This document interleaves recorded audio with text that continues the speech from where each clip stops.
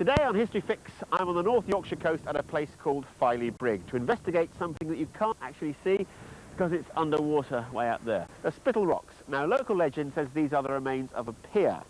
If it is, who built it, when and why? That's this week's challenge on History Fix. Filey Brigg is a well-known local landmark jutting out into the sea to the north of the town of Filey. Much of it has been eroded or quarried away, so there's much less of it now than in times gone by. But what is still here is a long reef-like structure made of rounded boulders jutting out into the sea from the Brigg's southern side, the Spittle Rocks. They can only really be seen at very low tides, and local legend says they're the remains of a Roman pier. However, the experts say it's more likely to be a medieval pier, or even a natural structure like the Brigg itself. So which is it?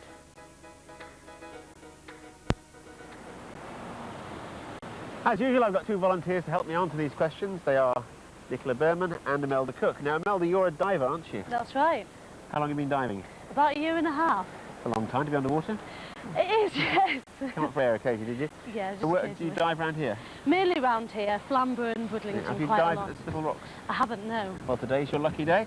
We want you to dive down there and look at what the Spittle Rocks look like close up, okay? Right, okay. Now, you're not a diver, are you? No, not normally. In that case, we're going to send you on a medieval tour of Filey, all right? And you can wear a diving kit if you want. It's entirely up to you, all right? Thank you. Off you go, girls. Good luck. Meanwhile, I'm going to be interviewing two important figures from the rock world.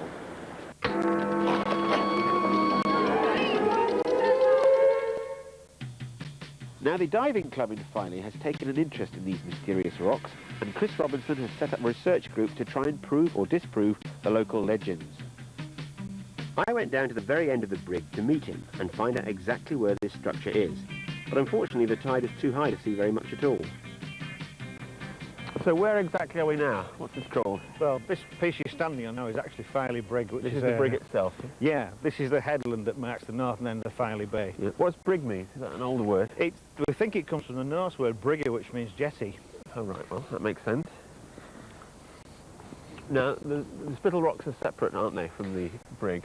Yeah. So whereabouts would they be from here? Well, it's virtually in front of where we're standing now. It runs off in a southeasterly direction, virtually from where we are.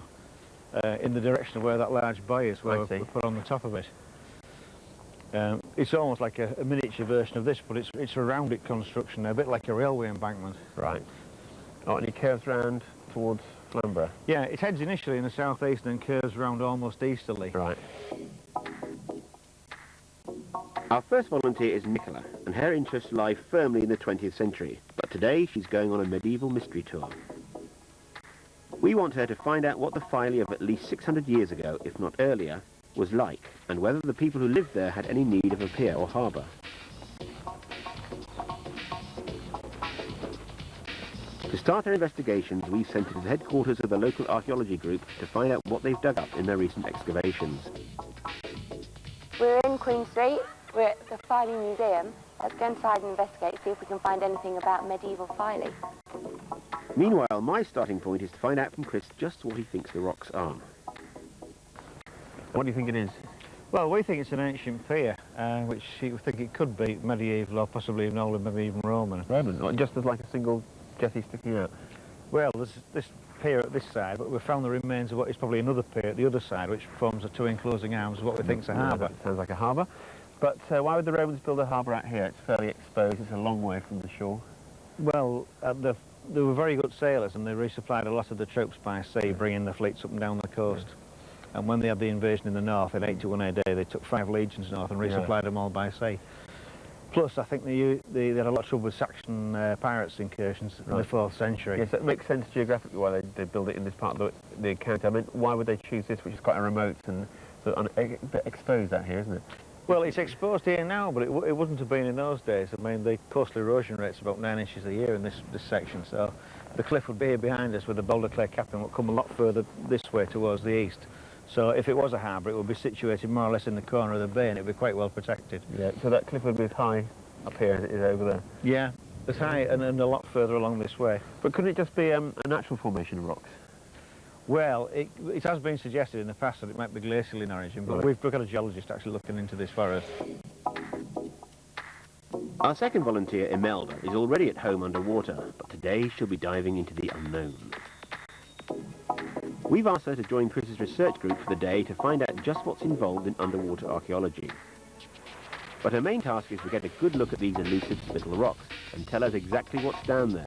It sounds easy, but doing everything in the sea makes things a bit more difficult. And the challenge starts on the beach with a briefing. So what might I expect to find today then? Well, basically what there is out there is like a big reef of stones. It looks a bit like a railway embankment. It's about 550 metres long, 8 metres high. There's about 70,000 cubic metres of material in it. It's like a big bank made of rounded boulders, most of which are about that size, about as big as a guy can pick up. There's a lot of piers like this all through the ancient world, and it was a very common method of constructing piers in this country until they invented steam machinery. They could saw blocks of stone, you know, and make the kind of piers and harbours that you see now, you know, built out of stone blocks. So far, Chris and his colleagues have laid out markers underwater, so they know exactly where they are when they're down there. The next step is to float out a frame, anchor it onto the rocks and dig down through the middle to see what they can find. And in the meantime, Alan Staniforth, their geologist, is busy looking at the rock samples they've brought up and proving that they haven't just fallen off the brig into the sea. Now, Alan, no disrespect to the science of geology, but to me a rock is a rock is a rock. So where do you start investigating something like this? You start by looking at what you've got to hand, in this case a cliff face. Right. And if you just look at this cliff face at the bottom, you've got a pretty massive, very solid sort of sandstone. And immediately above it, it starts breaking up with cracks. And then there's a whiter band, well, grey really, you can see there. That indicates there's a lot more limestone in it. And then it gets very rubbly as you get towards the top. And then on top of that, you've got brown clay with boulders in. That's glacial clay, and that's much, much younger, maybe only about 10 or 12,000 years old, compared with this getting up to 200 million. Right. So there's different types of rock, and these are all gradually eroding, of course. Right. And what have you found out at the Spittles then? Well, the sort of stuff that has been brought up from there is very similar to what you find on the beach, you know, what we're standing on here. There's a combination of limestones, sandstones. The yellowy ones here are more like the sandstone on this massive bottom. Here's the sort of limestone. And then mixed in amongst this, you get pebbles like this, which are very, very different. These are some of the glacial erratics out of the glacial boulder clay. So that's what the cliffs here are made up of. But what makes the Spittle Rocks any different? Basically, the shape of it in relation to the rocks. If you look out over the scars or the reefs here, this is a very uniform structure, and the Spittle's rock sticks out at an acute angle to it. It seems to be a combination of local boulders almost cemented together. Right. And that's not a natural process. The waters move. Indeed not. This is a pretty rough sea at times, and anything that was not really well built isn't going to last geologically very long at all there. How do you date something like these rocks then? Well, in the case of these sort of samples, there's no label on them. There's no label on them, and you're relating them to rocks throughout the whole of the county and ultimately the country.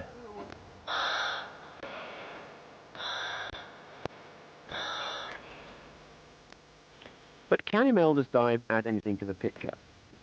She should be able to confirm that the whole thing looks man-made, backing up Alan's conclusion that the rocks are the same as the ones in the brig, but they're not where you expect to find them.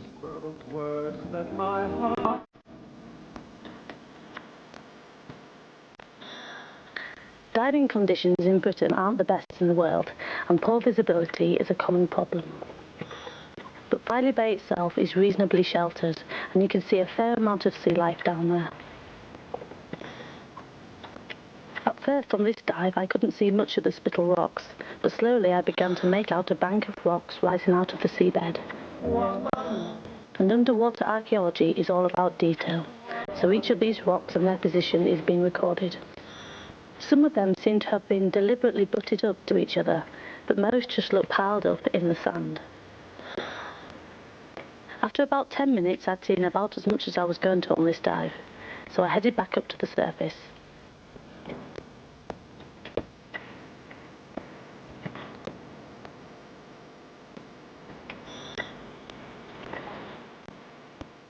However, if diving hadn't given me the full picture, the results of a sonar survey carried out in the bay were more helpful. It clearly shows the structure at the centre of our investigation, and has enabled Chris to work out that it would have taken 410 men a year to build.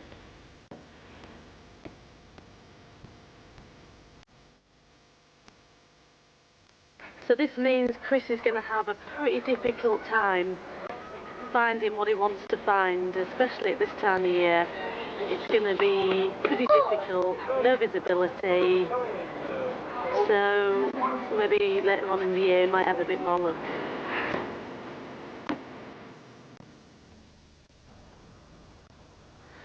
So, it turns out the rock is not just a rock, and it's possible to look at all this and say it was dug out by man and put into the sea for a reason.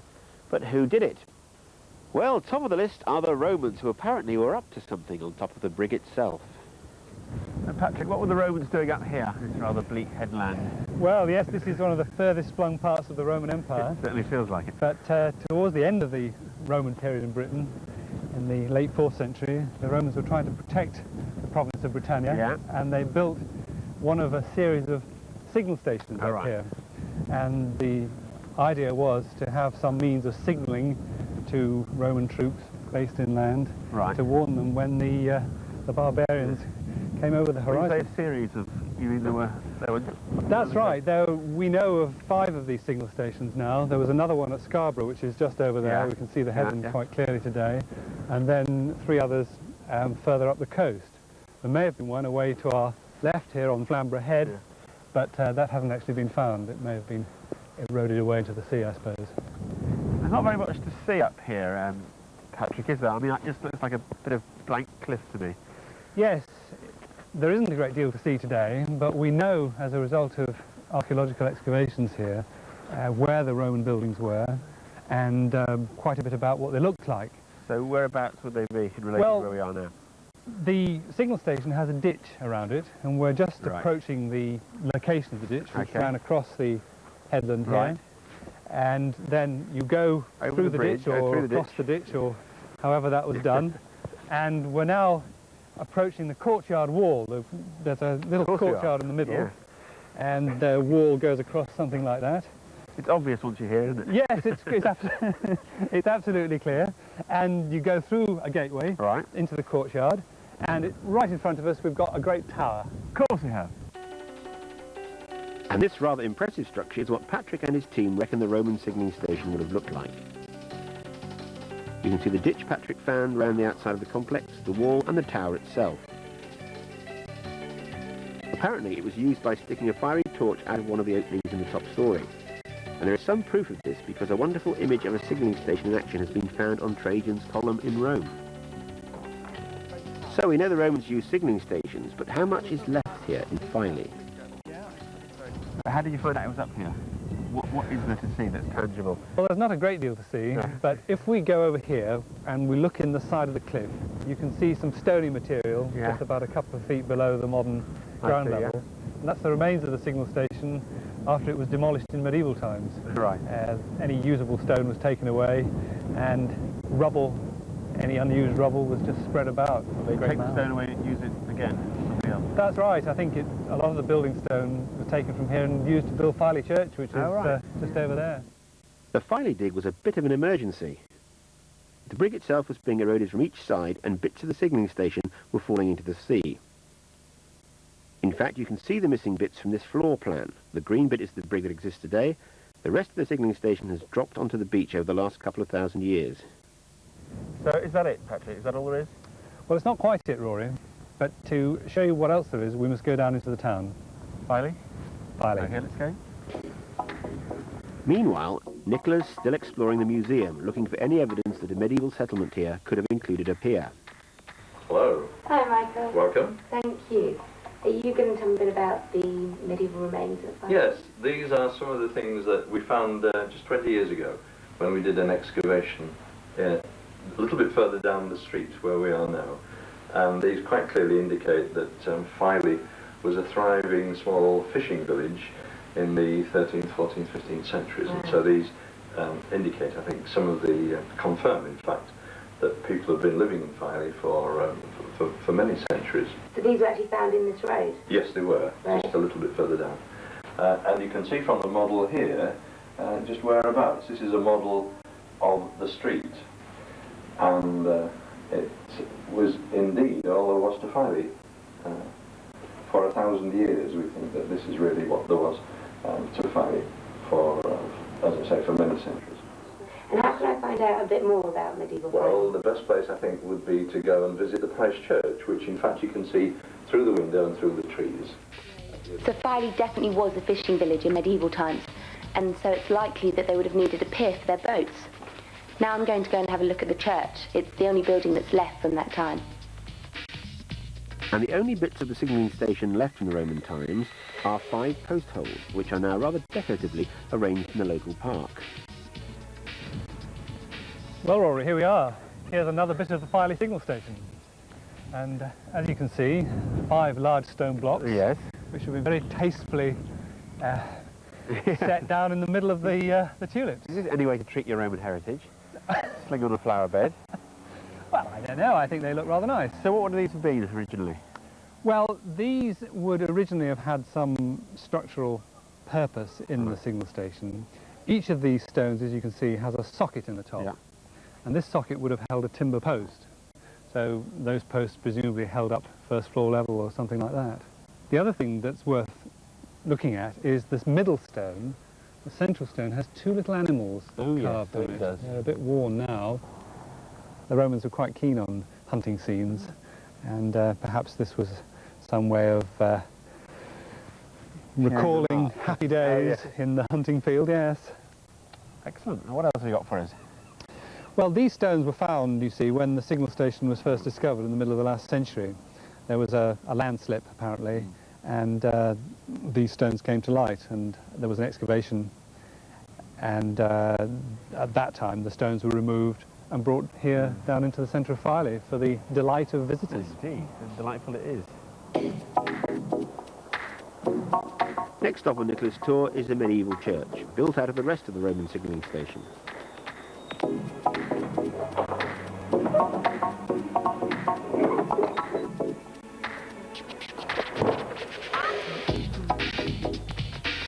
You might be able to find out how old the church is from the Filey Church Guide.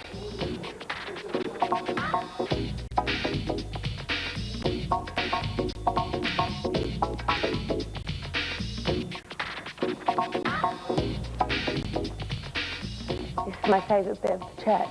It's an effigy of a boy bishop, and you can date it to between 1250 and 1300 apparently. So this church was definitely around during the medieval times.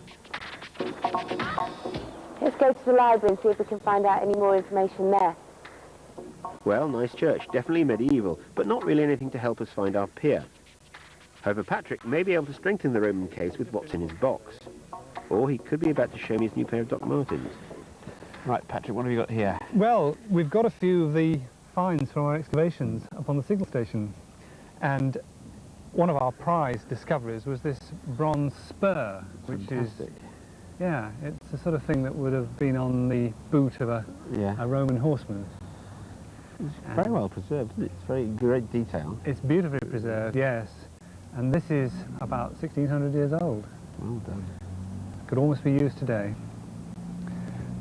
One of the interesting things about the excavation is that we think that they were not just the gentlemen up there, the soldiers, but they had their wives and families with them. Did they? Yeah, because we think that they, some of these jewellery pieces belong to the women. All right, look. So here we've got a bit of a bone armlet, and you can see that it's been beautifully carved with this ring and dot decoration. And then we also have a ring, which is made of jet, which is this black shiny stuff, which was found locally. And right on the top of the ring, you can see it's got a little emblem. Yeah. And the joke I always make is that this is to show that there was Mercedes-Benz here in Filey all those years ago. Everything in Rome, isn't there? Yes. Well, Nicola's now made it to the library, where she's looking for any evidence that there was ever a pier in Filey, and what it may have looked like. Hi. Hi. I'm doing some research into medieval Filey, and I was wondering if there are any books that can give me some information. Yes, I'll show you where there might be some. Do you want to come this way?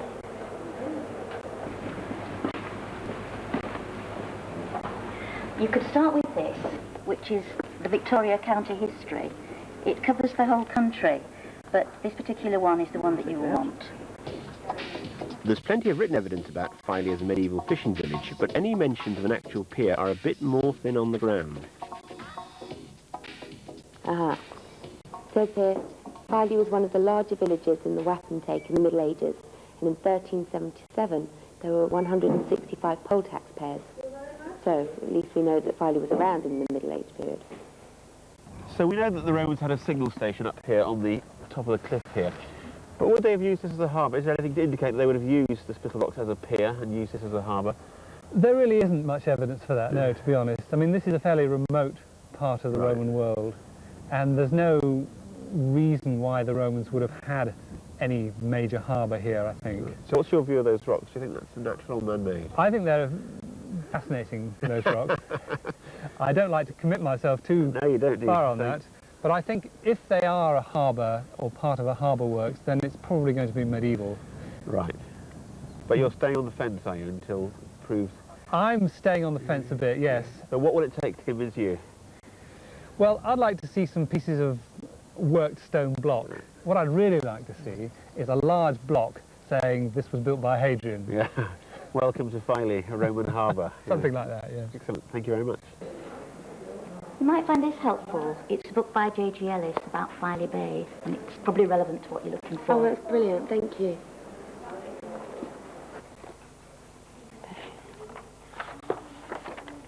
It looks like some kind of thesis. It says it was rewritten and expanded in 1990. It's about the port of Filey.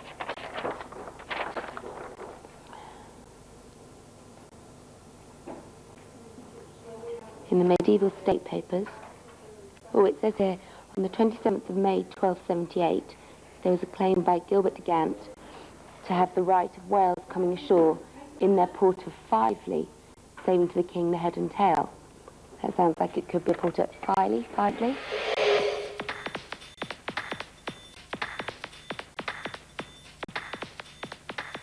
I found something else interesting. It says here there was a petition dated 11th of December 1637, my dad's birthday, from Endemire Porter, who was seeking a harbour and a lighthouse at Filey. He wrote, "There is an ancient pier on the north coast of County York called Philo Pier, which has been for many years defaced and ruined." I think that sounds like it could be our pier. There's also some exciting maps at the back. One from the Burley map of the East Coast, 1562 is its date, and it's got Scarborough on it, Bridlington, and in between there's Filey, and just coming off the end of Filey there's a mark that looks like it could be a pier. I've also found on my travels the Yorkshire Archaeological Journal, which has got a medieval harbour at Flamborough in it. If we look, it actually shows us a picture of what the pier would have looked like. And there's lots of rubble at the bottom, basically, and some wood just over the top, which is the kind of fixture we'd imagine at Filey. So medieval piers were common locally, generally built on top of a pile of rocks, and there's a mark on the map in the right place. So the medieval case is looking pretty strong.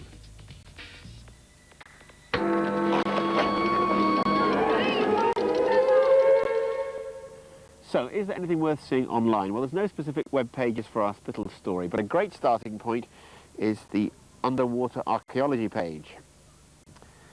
The museums and sites site is quite fruitful. You can scroll down and find pieces on shipwrecks, underwater excavation, expeditions, projects. If you're looking for a more exotic, an even more exotic place than Filey Brigg, there's a bit here about underwater activity in Turkey. This is from the Bodrum Museum of Underwater Archaeology in Turkey. What you find here is not just a dusty collection of lifeless relics. It is an original, creative and exciting experience. It is a trip into a fascinating past through life and exhibits that take you back in time to the world of ancient mariners who sailed to meet their destiny, shipwrecked on Anatolian shores, or to medieval age of knights who built this castle from stones that once were part of the 7 wonders of the world. I prefer Filey myself. And for a taste of Roman history, we're better than the BBC. A very comprehensive list here. Who were the Romans? The city of Rome, the Roman... I'm going to look at Roman technology. The Romans were really good builders. They invented concrete, I didn't know that, which allowed them to build really big buildings, which nobody else had been able to do before. To make their buildings even bigger, the Romans used arches. An arch is a very strong shape to build with. And if you look at Roman structures, you'll see they're put together with a lot of arches. I'll have to get them to sort my patio out. For a more focused look at the Romans, try the Roman military sites in Britain, where you can discover more about fortresses, forts, watchtowers, temporary camps. The Roman army in Britain had some great photographs on this one. If, like me, you've fallen in love with Filey, then you can have a look at its geographical history here. There's even a paragraph about the Spittle. About halfway down along the Brigg, another ridge of rocks juts out in a south-southeasterly direction, called the Spittles. It is about 200 yards long by 30 yards broad, and is visible only at low water. It is generally supposed, says the author of Rambles Around Filey, that these rocks are not a natural ridge, but the remains of a breakwater built by the Romans, who, there is every reason for believing, used this bay during the time they were in possession of our island. All these addresses are on the History Fix site, the address of which is on your screen. Right, the moment of truth, let's see how the volunteers got on. Hiya, girls. Hi. Hi. So, Melda, how was the dive? It went as expected, really. The visibility wasn't very good.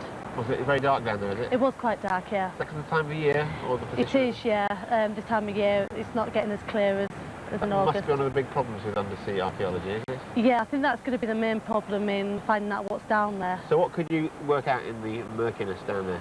A lot of round boulders, about the same size, up on a bank. Yeah, could you get any sense of the shape, the arrangement of them? Not really, no. Okay, well done. Nicola, how did you get on in Filey? Well, from the museum and the church, we found there was definitely a little village here during medieval times. And at the library, we actually found a map from the 15th century. Filey's here, and we saw that there was a little thing on it that looked like it could be a pier. That's true, yes. So this is Middle Ages, isn't it? Yeah. And we also found from an archaeological journal a medieval pier from Bridlington, which is nearby, and how it was made. So this is the, this could be Roman then, could it? Definitely medieval with the... Oh, that's 16th century, yeah? Yeah, with the rocks at the bottom. And a wooden gangway on top. Exactly. Excellent. Good work, girls.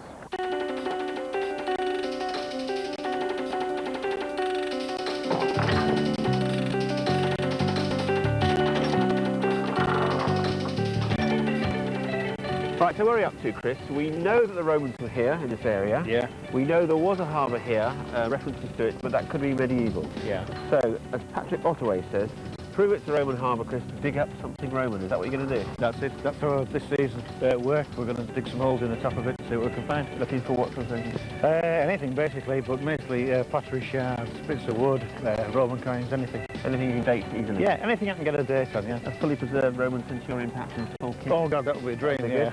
Thank you very much, Chris. Thank you. Well, some answers, but even more questions. We'll see you next time on History Fix. Bye-bye.